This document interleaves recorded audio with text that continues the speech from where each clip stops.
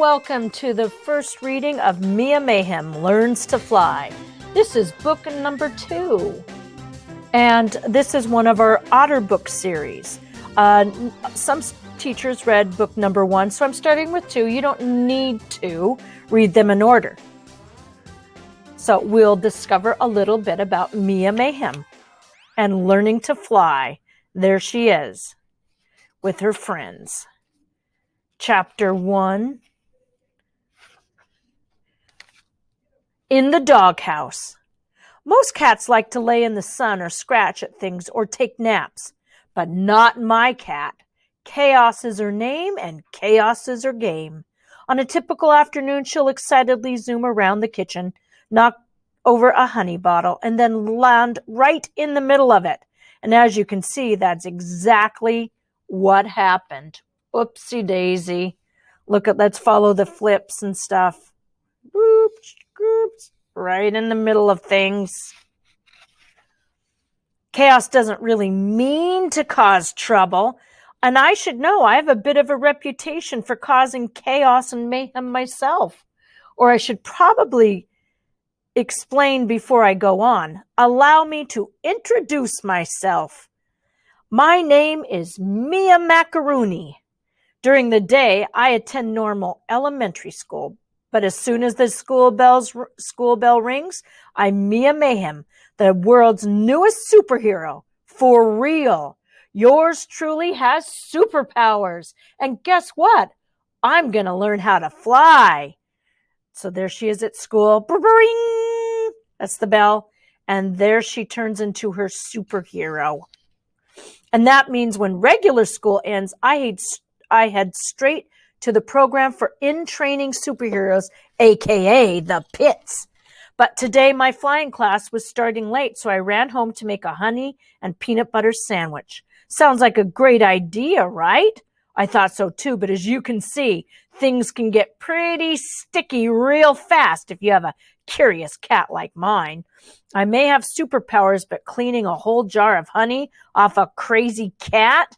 That's a job for a professional. So I rushed chaos over to my dad's animal clinic. That's a pretty sticky mess, huh, honey? He's really good with animals, and I don't just mean as a veterinarian. Squeak! Here's the deal. He's a superhero too. Both my parents are. Just like me, my mom and dad lead ordinary lives in order to protect their secret identities. Most of the time, our lives are pretty quiet. But turns out today was not the best time for a vet visit. The office was busy because the downtown Dog Palooza, our town's annual dog show, was tomorrow. Ruff, ruff, ruff! Arf, arf! Yap! Yip, yip!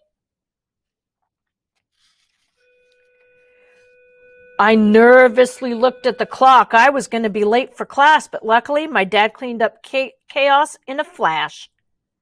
I led my cat back into her carrier and sped out the door without looking back. I had to get to the pits before the last bell. Thankfully, I didn't have to go too far because the pits building was right next to my regular school. All my life, I thought it was just an empty warehouse, but everything changed when I found out I was a superhero. Turns out that this normal old warehouse is the coolest place ever. But more on that later. When I arrived at the front entrance, I grabbed my super suit from my bag and spun around. This new quick superhero change trick took a lot of practice. I held out my hand to Chaos for a fist bump, but when I looked down, Chaos wasn't the only animal there. There was a pack of dogs excitedly panting all around me. Somehow we'd been followed.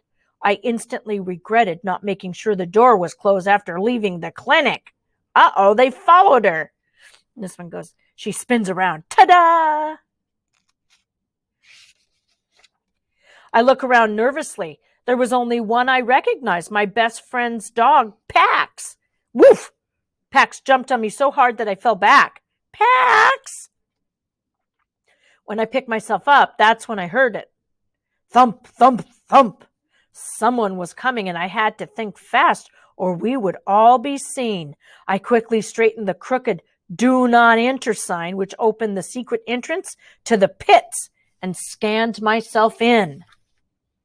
As the door opened, Chaos pawed her way out of the carrier and raced into the building. Notice her right here? With a pack of dogs right behind her. Oh boy, I was in the doghouse now. That's another phrase for being in trouble. Chapter 2, The Wind Tunnel. I chased after Chaos and the dogs into the main lobby. The center of the tall building, also known as the Compass, was bustling with superheroes. I thought that I'd get in trouble for bringing in a pack of loose animals, but no one stopped us. I think that's because everyone here had seen weirder things. You notice a compass rose right here? Usually it has directions like north, east, south, and west. The Pits is a top secret hero training academy that offers classes in every super skill from flying to foreign languages. That's the class where you learn how to talk to animals. And look, I almost crashed into someone who was shooting heat lasers into a wall. This place is the coolest. So I guess seeing a pack of adorable dogs chasing a speedy cat is actually normal. When I finally got to Professor Wingham's flying class, he didn't ask any questions or even get angry. Zit, zit, zit. Screech. "Ah, Mia, you're here," he said with a smile. "Please join us. I don't mind watching your furry friends." I thanked him and let out a huge sigh of relief. Then I ran over to my classmates. "Everyone, welcome to Flying 101, Professor Wingham said as he scratched a big black Great Dane behind the ears. "Today's lesson is the wind tunnel." Whoa, that's a big one. In the center of the room was a long, clear glass cylinder with a steel frame. Professor Wingham walked over to it and pushed a round white button on the control panel. There it is. The vents at the top, bottom, and sides of the tunnel instantly turned on. "Your mission is to fly against the wind. This helps build core strength," Professor Wingham began. "Since this is a beginning level class, there are no obstacles, but it is timed. If you take too long, an alarm will go off. The key is to stay focused and balanced while keeping a steady speed." I looked around to see if any of my peers looked as nervous as me. Do they look nervous? Doesn't look like it. Now, I know flying sounds really cool, but it's actually way harder than it looks. In my first flying class ever, I was saved by that kid.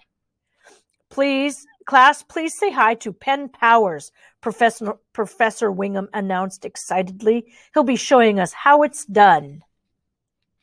I immediately hid behind the tallest kid in class. The last time I'd seen Penn, I was stuck on a really long rope. It was super embarrassing. Penn Powers walked into the tunnel. Everyone watched in awe as he easily flew against the powerful wind. Whoosh, whoosh, flippity flip, whoosh. He even did a bunch of fancy flips. When he came out, he bowed as the kids burst into applause. Yay! After that, I was glad I was going last. Maybe my nerves would calm down before it was my turn. Some kids had a hard time and other kids did okay, but no one flew as well as Penn. Soon as it was my turn, I stepped into the tunnel and my stomach dropped to the floor. I took a deep breath and closed my eyes. Then I bent down to push off when suddenly I felt something soft brush against my leg. "Chaos!" I yelled as my cat was swept into the wind tunnel. Without thinking, I jumped in after her.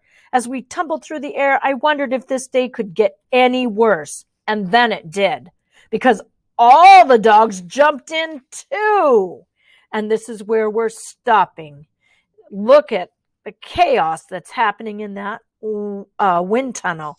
And next time when we come back, we'll read Positively, like a dog paw, Positively Heroic. A good start to a new story. You may want to read another Mia Mayhem story. We have a lot of them at our library. Don't forget to put a book on hold, have your parents pick it up, or have it delivered to your classroom.